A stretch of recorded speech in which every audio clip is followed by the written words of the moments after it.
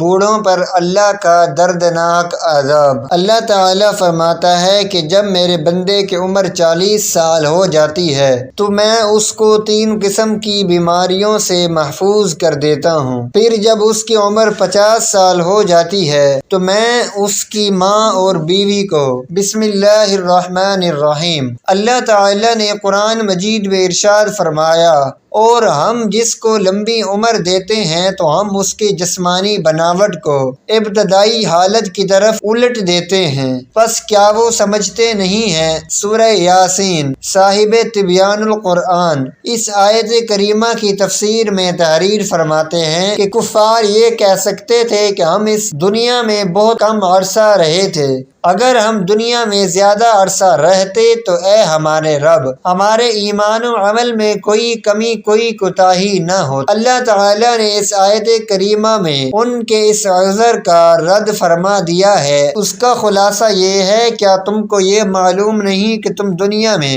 اپنی عمر کے اس حصے تک پہنچے تھے جب تمہارے قوی کمزور ہو چکے تھے، اور ہم نے تم کو اتنی لمبی زندگی دی تھی جس میں اگر تم چاہتے تو غور و فکر کر کے ایمان لا سکتے تھے، جیسا کہ اس آیت میں فرمایا، کیا ہم نے تمہیں اتنی عمر نہیں دی تھی جس میں جو شخص نصیحت قبول کرنا چاہتا وہ نصیحت قبول کر لیتا، اور تمہارے اس عذاب سے ڈرانے والا بھی آ چکا تھا۔ انسان کی زندگی مختلف ادوار میں گزرتی ہے اور اس کے جسم کے متعدد اور مختلف کیفیات کا ترتب ہوتا ہے۔ اس کی ابتدا تراب مٹی سے ہوتی ہے، پھر یہ مٹی نباتات کی شکل میں ڈھل جاتی ہے اور سبزہ اس کی غذا بنتا ہے، اور غذا خون بناتی ہے، پھر نطفہ بناتی ہے، پھر نطفہ رحم میں جا کر علقہ جمع ہوا خون بن جاتا ہے، پھر مضغہ گوشت کی بوٹی بن جاتا ہے، پھر اس کی ہڈیاں پہنائی جاتی ہیں اور اس میں روح ڈالی جاتی ہے، اور جب ماں کے پیٹ میں بچے کی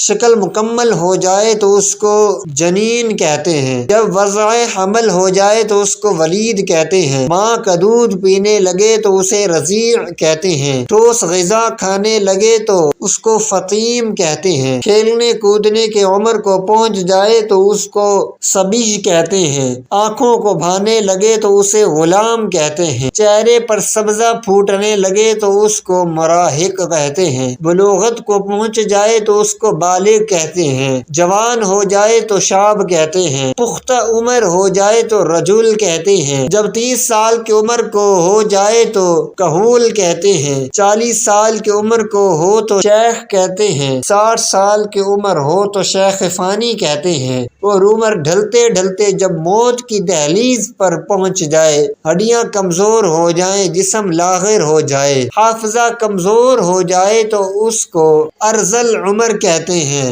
اور پھر اس کے بعد وہ میت ہو جاتا ہے، اور مرنے کے بعد پھر تراب مٹی ہو جاتا ہے، اور مٹی سے اس کی ابتدا ہوتی تھی اور پھر بالآخر مٹی بن جاتا ہے۔ تبیان القرآن۔ لہذا انسان کی عمر کا کارآمد حصہ وہ ہوتا ہے جب وہ جوان ہوتا ہے۔ عمر کے اس حصے کی قدر کرنی چاہیے اور اس عمر میں زیادہ سے زیادہ نیکیاں کرنی چاہیے۔ حدیث پاک میں ارشاد ہے، آپ صلی اللہ علیہ وآلہ وسلم نے ایک شخص سے فرمایا، 5 چیزوں سے آگے غنیمت جانو، اپنی زندگی کو موت آنے سے پہلے، اپنی فراغت کو مشغول ہونے سے پہلے، اپنی خوشحالی کو تنگ دستی سے پہلے، اپنی جوانی کو اپنے بڑھاپے سے پہلے، اپنی صحت کو اپنی بیماری سے پہلے۔ حضرت ابن مسعود رضی اللہ تعالی عنہ بیان کرتے ہیں، نبی اکرم صلی اللہ علیہ وآلہ وسلم نے فرمایا، ابن آدم قیامت کے دن اس وقت تک اپنے رب کے سامنے سے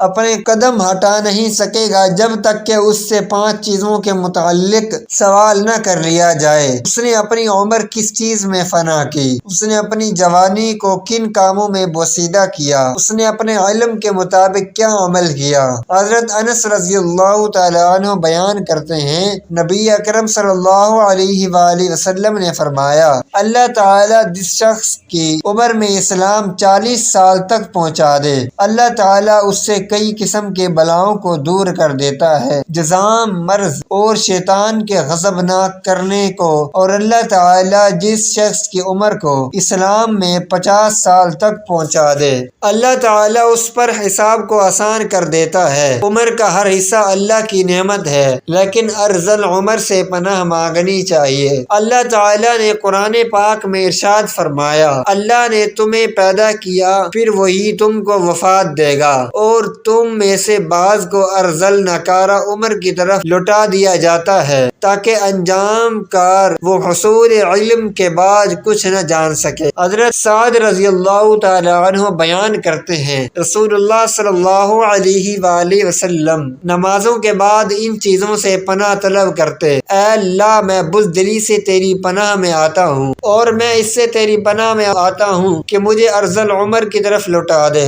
اور میں عذاب قبر سے تیری پناہ میں آتا ہوں۔ اس حدیث میں آپ صلی اللہ علیہ وآلہ وسلم نے ارذل عمر سے پناہ مانگی ہے۔ یہ ارذل عمر ہے کیا؟ اس کے بارے میں علامہ عینی لکھتے ہیں کہ ارذل عمر سے مراد یہ ہے کہ انسان اس قدر بوڑھا ہو کہ کمزور ہو کر اپنے بچپن کے ابتدائی حالت کی طرف لوٹ جائے، اس کی سماعت اور بصارت کمزور ہو جائے، اس کی عقل کام نہ کرے اور سمجھ میں کوئی بات نہ آئے، وہ فرائض کو ادا نہ کر سکے اور اپنے ذاتی کام نہ کر سکے، اپنی پاکیزگی اور صفائی کا خیال نہ رکھ سکے اور اپنے گھر والوں پر بوجھ ہو جائے، اور وہ اس کی موت کی تمنا کرنے لگیں، اور اگر اس شخص کا گھر بار نہ ہو اور وہ بالکل تنہا ہو تو اس سے بڑی اور کیا مصیبت ہوگی۔ اللہ تعالیٰ ایسی عمر سے ہم سب کو محفوظ فرمائے۔ یہ عام لوگوں کا حال ہے، 40 سال کے بعد ان کا دور انحطاط شروع ہو جاتا ہے، ان کے اعصاب کمزور ہو جاتے ہیں، اور جن لوگوں پر اللہ کا خصوصی کرم ہوتا ہے جیسے علماء اور اولیاء اللہ، وہ 60 سال کے بعد بھی مضبوط اور توانا ہوتے ہیں اور ان کے حواس قائم رہتے ہیں۔ حضرت عطا نے حضرت ابن عباس رضی اللہ تعالی عنہ سے روایت کیا ہے، سورہ نحل کی آیت میں ارذل عمر کا جو تذکرہ ہے مسلمانوں کے لیے نہیں ہے۔ مسلمان کی عمر جس قدر زیادہ ہوتی جاتی ہے، اللہ تعالیٰ کے نزدیک اس کی عزت اور کرامت بڑھتی جاتی ہے اور اس کی عقل اور معرفت بھی زیادہ ہوتی جاتی ہے۔ حضرت اکرمہ نے کہا کہ جو قرآن عظیم کی تلاوت کرتا رہتا ہے وہ ارذل عمر کی طرف نہیں لوٹایا جاتا۔ ناظرین، ایک دفعہ ایک شخص حضرت علی رضی اللہ تعالی عنہ کے خدمت میں حاضر ہوا اور ان سے سوال کیا، اس نے کہ میرے بال سفید ہو جاتے ہیں، اس کا کیا مقصد ہے؟ حضرت علی رضی اللہ تعالی عنہ نے فرمایا کہ جب حضرت آدم علیہ السلام زمین پر آئے اور وہ بوڑھے ہونے لگے اور ان کے بال بھی سفید ہونے لگے، اور جب پہلی مرتبہ حضرت آدم علیہ السلام نے اپنے بالوں کو سفید ہوتے دیکھا تو اللہ تعالیٰ سے عرض کی، اے میرے اللہ، میرے بال کیوں سفید ہو رہے ہیں؟ تو اللہ تعالیٰ نے فرمایا، بالوں کا سفید ہونا بڑھاپے، بزرگی اور تجربات میں فراوانی کی طرف اشارہ ہے۔ انسان کا بوڑھا ہونا انسان کو نفسیاتی خواہشات سے دور کرتا ہے اور اس بات کو واضح کرتا ہے کہ اس شخص کے پاس زندگی میں تجربات ہے جس سے مشورہ لے کر آپ اپنے فیصلوں کو بہتر بنا سکتے ہیں۔ اس سے زیادہ بوڑھوں کے مشورے اللہ تعالیٰ زیادہ پسند کرتا ہے، یعنی کہ بوڑھوں کے پاس دو تجربات ہوتے ہیں، وہ اچھا مشورہ دیتا ہے اور اللہ تعالیٰ بھی ان مشوروں کو پسند کرتے ہیں۔ اسی طرح بالوں کے احکامات کے حوالے سے آپ کو یہ بھی بتاتے ہیں کہ سفید بالوں کو کھیڑنا چاہیے یا نہیں، یا پھر بالوں کو رنگ کرنا چاہیے یا نہیں۔ عمر بن شعیب رضی اللہ تعالی عنہ سے روایت ہے کہ حضور اکرم صلی اللہ علیہ وآلہ وسلم نے فرمایا، سفید بالوں کو نہ اکھیڑو کیونکہ بڑھاپا بالوں کا سفید ہونا مسلمان کے لیے نور ہے۔ جو شخص اس حالت اسلام میں بڑھاپے کی طرف قدم بڑھاتا ہے، جب کسی مسلمان کا ایک بال سفید ہوتا ہے تو اس کی وجہ سے اللہ پاک اس کا ایک گناہ مٹا دیتا ہے اور اس کی ایک نیکی لکھ دیتا ہے اور اس کا ایک درجہ بلند کر دیتا ہے۔ اس طرح یہ حدیث مختلف کتابوں میں بیان کی گئی ہے۔ حدیث کی جو کتابیں ہیں ان میں بھی ان کو بیان کیا گیا ہے۔ اور اب وہ دوسری بات کرتے ہیں کہ سفید بالوں کو رنگنا چاہیے یا نہیں۔ بالوں کو رنگنا خضاب کہلاتا ہے۔ رسول اکرم صلی اللہ علیہ وآلہ وسلم نے سفید بالوں کو رنگنے کا حکم دیا ہے۔ سیدنا ابو ہریرہ رضی اللہ اللہ تعالی عنہ روایت فرماتے ہیں کہ رسول اکرم صلی اللہ علیہ وآلہ وسلم نے فرمایا، بڑھاپا بالوں کی سفیدی کو خضاب کے ذریعے بدل ڈالو اور خضاب نہ لگانے میں یہودیوں کی مشابہت نہ کرو۔ اسی طرح ایک دوسری روایت ہے کہ آپ صلی اللہ علیہ وآلہ وسلم نے فرمایا، یہودی اور نصرانی یعنی کہ عیسائی خضاب نہیں لگاتے، لہذا تم ان کے خلاف کرو یعنی کہ خضاب لگاؤ۔ اسی طرح ایک اور جگہ بیان کیا گیا ہے کہ مہندی کا خضاب لگانا یا مہندی میں کوئی چیز ملا کر سفید بالوں کو رنگ کرنا بھی جائز ہے، زرد خضاب لگانا بھی ٹھیک ہے۔ سیدنا ابن عمر رضی اللہ تعالی عنہ سے روایت ہے کہ رسول اکرم صلی اللہ علیہ وآلہ وسلم دم دباغت دیے ہوئے اور بغیر بال کے چمڑے کا جوتا پہنتے تھے اور اپنی ریش یعنی کہ داڑھی مبارک پر آپ ورش جو ایک گھاس ہے جو یمن کے علاقے سے ملتی ہے اس کے ذریعے اور زعفران کے ذریعے رنگ لگاتے تھے۔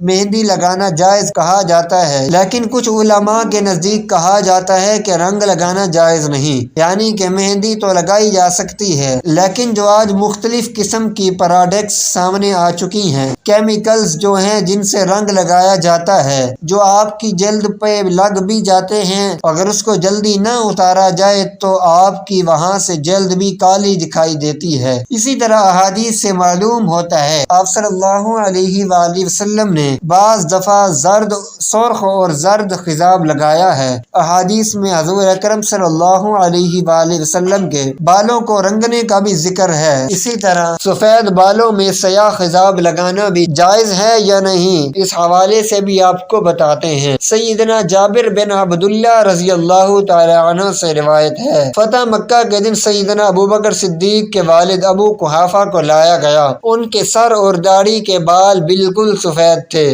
حضور اکرم صلی اللہ علیہ وآلہ وسلم نے فرمایا، اس کا رنگ بدلو اور کالے رنگ سے بچو۔ اسی طرح ایک اور روایت ہے کہ سیدنا عبداللہ بن عباس رضی اللہ تعالی عنہ سے روایت ہے کہ رسول اکرم صلی اللہ علیہ وآلہ وسلم نے فرمایا، ایسی قومیں آخر اس زمانے میں آئیں گی جو کبوتر کی پپوتیوں کی طرح کالے رنگ کا خضاب کریں گی، وہ جنت کی خوشبو تک نہ پائیں گی۔ اس سے یہ واضح ہوتا ہے کہ کالا رنگ نہیں کرنا چاہیے، جو مختلف مہندی وغیرہ ہے وہ لگا لینی چاہیے۔ سیدنا ابن عمر رضی اللہ تعالی عنہ سے روایت ہے، رسول اکرم صلی اللہ علیہ وآلہ وسلم نے غزا منع کیا ہے۔ غزا کی 4 اقسام ہوتی ہیں۔ سب سے پہلے یہ ہے کہ سر بال سارے نہ منڈوانا بلکہ جگہ جگہ سے پھٹے ہوئے بادلوں کی طرح ٹکڑوں سے منڈوانا، جبکہ دوسری جو ہے وہ یہ ہے کہ درمیان سے سر کے بال منڈوانا اور اطراف سے بال چھوڑ دینا، جبکہ تیسری یہ ہے کہ اطراف منڈوانا اور درمیان سے سر کے بال چھوڑ دینا، جبکہ چوتھی یہ ہے کہ آگے سے بال منڈوانا اور پیچھے سے چھوڑ دینا۔ جو آج ہم مختلف فیشنز دیکھتے ہیں، مختلف سٹائلز دیکھتے ہیں جو مغرب سے ہمارے معاشرے میں آتے ہیں، ان سے منع کیا گیا ہے۔ علامہ ابن تمیمہ رحمۃ اللہ علیہ فرماتے ہیں کہ عدل و انصاف قائم کرنے کے لیے اللہ اور اس کے رسول کی کمال صحبت اور شفقت سے انسانی جسم میں بھی عدل کا خیال رکھا کہ سر کا بعض حصہ منوا کر اور بعض حصہ ترک کر کے سر کے ساتھ بے انصافی نہ کی جائے، بالوں سے کچھ حصہ سر کا ننگا کر دیا جائے اور کچھ حصہ ڈھانپ لیا جائے، یہ ظلم کی ایک قسم ہے۔ اسی طرح سیدنا ابن عمر رضی اللہ تعالی عنہ کی ایک روایت ہے کہ نبی اکرم صلی اللہ علیہ وآلہ وسلم نے ایک بچے کو دیکھا کہ اس کے سر کا کچھ حصہ مونڈا ہوا تھا اور کچھ چھوڑا ہوا تھا۔ آپ صلی اللہ علیہ وآلہ وسلم نے ان کو ایسا کرنے سے روکا اور فرمایا، تم اس کا سارا سر منڈواؤ یا سارا سر چھوڑو۔ اس حکم میں جوان بوڑھے تمام لوگ ہی شامل ہیں، صرف بچوں کی تشخیص کی کوئی دلیل نہیں ملتی۔ سائنس نے بھی مختلف ریسرچ کی ہیں اور ان کے مطابق سر کے بالوں کے سفید ہونے کے 6 اسباب ہیں۔ پہلی وجہ ہے کہ وراثت میں، یعنی کہ آپ کے باپ دادا سے چلتا ہوا آتا ہے، یعنی گنجا پن یا سفید بال۔ دوسری وجہ یہ ہے کہ آٹو امیون امراض جو کہ ایک بیماری بیماری ہے، اس کی وجہ سے بھی یہ ہوتا ہے۔ تیسری وجہ یہ کہ آلودہ ماحول یعنی کہ گندگی کی وجہ سے بھی انسان کے جو بال ہیں وہ سفید ہوتے ہیں۔ چوتھی وجہ ذہنی تناؤ ہے، یعنی کہ انسان جب زیادہ سوچتا ہے یا ڈپریسڈ رہتا ہے یعنی ذہنی تناؤ کا شکار ہوتے ہیں، اس کی وجہ سے بھی سر کے بال سفید ہو جاتے ہیں۔ پانچویں وجہ سگریٹ کے دھوئیں کی زد میں رہتا ہے، یعنی کہ آپ کے ارد گرد سگریٹ رہے، اس کا دھواں رہے یا آپ خود بھی سگریٹ پیتے رہے، اس کی وجہ سے بال زیادہ سفید ہوتے ہیں۔ چھٹی وجہ یہی ہے کہ عمر کی وجہ سے بال سفید ہوتے ہیں۔ حضرت ابو ہریرہ رضی اللہ تعالی عنہ فرماتے ہیں کہ میں نے حضرت محمد صلی اللہ علیہ وآلہ وسلم کو فرماتے ہوئے سنا ہے کہ جس مسلمان کے سفید بال ہوں وہ اپنے سفید بالوں کو نہ اکھاڑے، کیونکہ قیامت کے دن سفید بال بندے کے لیے نور بن کر ظاہر ہوں گے۔ سفید بالوں کے بدلے اللہ تعالی جتنی تعداد میں سفید بال ہوں گے، سفید بال کے حساب سے اس بندے کی نیکیوں میں اضافہ کر دے گی، اور ایک ایک بال کے بدلے اس کے گناہوں کو مٹا دیا جائے گا۔ یحییٰ بن سعید سے مروی ہے کہ میں نے سعید بن مسیب کو یہ فرماتے ہوئے سنا ہے، حضرت ابراہیم علیہ السلام دنیا میں سب سے پہلے فرد ہیں جس نے اپنی مونچھوں کو کاٹ دیا، اور آپ علیہ السلام جب بڑھاپے کو پہنچے آپ علیہ السلام کے بال سفید ہوئے تو آپ علیہ السلام نے اللہ تعالیٰ سے پوچھا، اے میرے مالک یہ کیا ماجرا ہے؟ اللہ تعالیٰ نے آپ علیہ السلام کو جواب دیا ہے، اے میرے پیارے دوست، یہ میری رحمت ہے، بالوں کے سفید ہونے سے انسان کی شان و شوکت، عزت و وقار بڑھ جاتا ہے اور تمام برے کاموں سے بچنے کی علامت ہے۔ حضرت ابراہیم علیہ السلام نے عرض کیا، اے میرے مولا یہ تو بڑی شان ہے، اے میرے اللہ میرے وقار کو بلند فرما۔ حضرت ابراہیم علیہ السلام نے عرض کی، اے میرے مولا یہ تو تیری بڑی شان ہے، اے اللہ میرے وقار کو بلند فرما۔ آپ صلی اللہ علیہ وآلہ وسلم کا فرمان عالی شان ہے کہ جو مسلمان بوڑھا ہو گیا تو اس کا بڑھاپا اس کے لیے قیامت کے دن نور بن کر ابھرے گا۔ ایک بندے نے نبی اکرم صلی اللہ علیہ وآلہ وسلم سے عرض کی، اے اللہ کے نبی لوگ سفید بالوں کو اکھاڑ دیتے ہیں۔ اس کا جواب سن کر آپ صلی اللہ علیہ وآلہ وسلم نے فرمایا کہ جو بندہ اپنے سفید بالوں کو اکھاڑتا ہے تو اس نے قیامت کے دن اپنے نور کو ختم کر دیا ہے۔ حضرت ابو بکر صدیق رضی اللہ تعالیٰ عنہ فرماتے ہیں کہ ایک دفعہ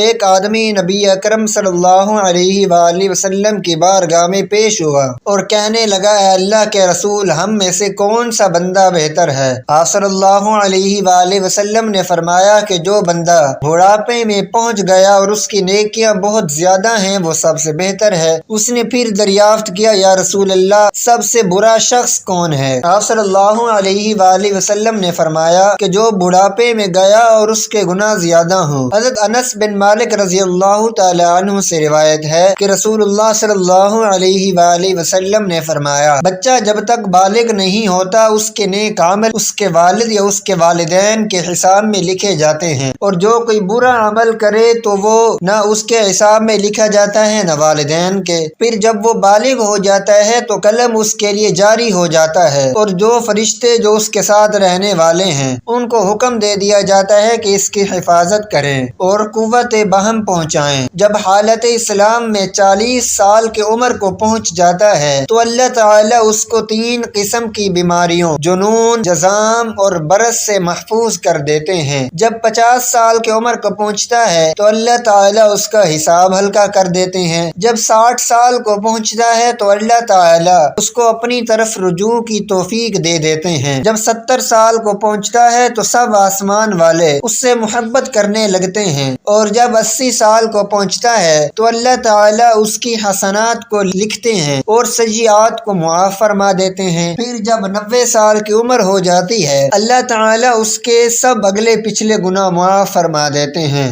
اور اس کو اپنے گھر والوں کے معاملے میں شفاعت کرنے کا حق دیتے ہیں اور اس کی شفاعت قبول فرماتے ہیں۔ اس کا لقب امین اللہ اور اسیر اللہ فی الارض یعنی زمین میں اللہ کا قیدی ہو جاتا ہے، کیونکہ اس عمر میں پہنچ کر عموماً انسان کی قوت ختم ہو جاتی ہے، کسی چیز میں لذت نہیں رہتی، قیدی کی عمر کی طرح گزارتا ہے، اور جب ارذل عمر کو پہنچ جاتا ہے تو اس کے تمام وہ نیک عمل نامہ اعمال میں برابر لکھے جاتے ہیں جو اپنی صحت و قوت کے زمانے میں کیا کرتا تھا، اور اگر اس سے کوئی گناہ ہو جاتا ہے تو وہ لکھا نہیں جاتا۔ حضرت جابر رضی اللہ تعالی عنہ سے مروی ہے، آپ صلی اللہ علیہ وآلہ وسلم نے فرمایا، حضرت جبرائیل علیہ السلام ابھی میرے پاس آئے اور فرمایا کہ قسم ہے مجھے اللہ تبارک و تعالی کی جس نے آپ کو حق و سچ کے ساتھ بھیجا، ایک آدمی نے 500 سال تک سمندر میں ایک پہاڑ کے اوپر رہ کر اللہ کی عبادت میں گزار دیے۔ یہ تقریباً 30 مربع میل پر مشتمل ہے۔ یہ پہاڑ کئی سینکڑوں میل میں پھیلے سمندر کے اندر واقع ہے۔ اللہ تبارک و تعالی نے اس بندے کے لیے اس پہاڑ پر میٹھے پانی کا چشمہ عطا کر دیا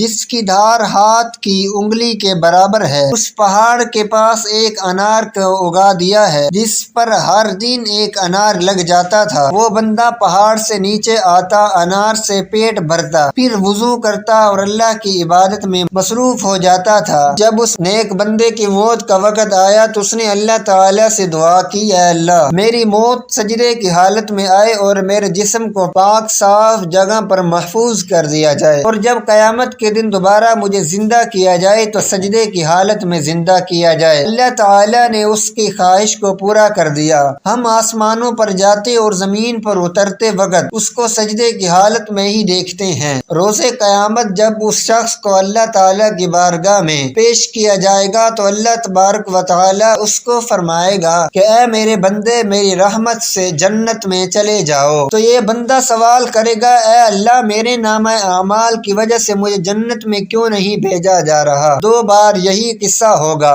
پھر اللہ تعالیٰ فرمائے گا جا بندے میری رحمت سے جنت میں چلے جا۔ پھر بندہ کہے گا اے اللہ میرے اعمال کی وجہ سے مجھے جنت کیوں نہیں عطا کی جا رہی؟ تو اللہ تعالیٰ اسے فرمائے گا کہ تجھے جو نعمتیں میں نے عطا کی ہیں اس کا تیرے اور تیرے عمل دونوں کا حساب و کتاب ہوگا۔ صرف آنکھ کی نعمت سے اس کے 500 سال کے سارے کیے گئے نیک اعمال ختم ہو جائیں گے، اور باقی سارے جسم کے اوپر جو احسان ہوں گے وہ زیادہ ہوں گے۔ اللہ تعالیٰ فرمائے گا کہ اس بندے کو جہنم میں ڈال دو۔ جب اس کو جہنم میں لے جانے کے لیے پکڑا جائے گا تو وہ بندہ کہے گا اے اللہ تعالیٰ مجھے اپنی رحمت کے ذریعے جنت میں بھیج دو۔ اللہ تعالیٰ فرمائے گا میرے اس بندے کو ادھر لاؤ۔ جب اس کو لایا جائے گا تو اللہ تعالیٰ فرمائے گا کہ تجھ کو پیدا کرنے والا کون ہے؟ وہ بندہ کہے گا اے اللہ تعالیٰ آپ ہی مجھے دنیا میں زندگی دینے والے ہیں۔ پھر اللہ تعالیٰ فرمائے گا کہ تجھ کو 500 سال تک زندہ رکھ کر عبادت کی توفیق دینے والا کون ہے؟ وہ جواب دے گا یا اللہ آپ نے ہی مجھے زندہ رکھا اور عبادت کی ہمت دی۔ اللہ تعالیٰ فرمائے گا کہ تجھے سمندر میں پہاڑ کے اوپر کس نے پہنچایا اور وہاں پانی اور انار مہیا کرنے والا کون ہے؟ وہ بندہ جواب دے گا یا اللہ آپ نے ہی مجھے سب کچھ عطا کیا ہے۔ اللہ تعالیٰ فرمائے گا تیرے کہنے پر ہی میں نے تیری جان سجدے کی حالت میں نکالی اور سجدے کی حالت میں دوبارہ ڈالی، یہ سب میری رحمت کی وجہ سے ہی جنت میں داخل کر رہا ہوں۔ حضرت جبرائیل علیہ السلام نے فرمایا اے اللہ کے نبی دنیا آسمان میں جو کچھ بھی ہے وہ اللہ تعالیٰ کی رحمت ہے۔ اللہ تعالیٰ ہمیں بھی اپنے رحمت کے سائے میں رکھے اور ہمیں اپنی رحمت سے جنت عطا فرمائے، آمین۔ ناظرین کمنٹ باکس میں ایک بار صلی اللہ علیہ وآلہ وسلم ضرور ٹائپ کیجیے گا۔ شکریہ، اللہ حافظ۔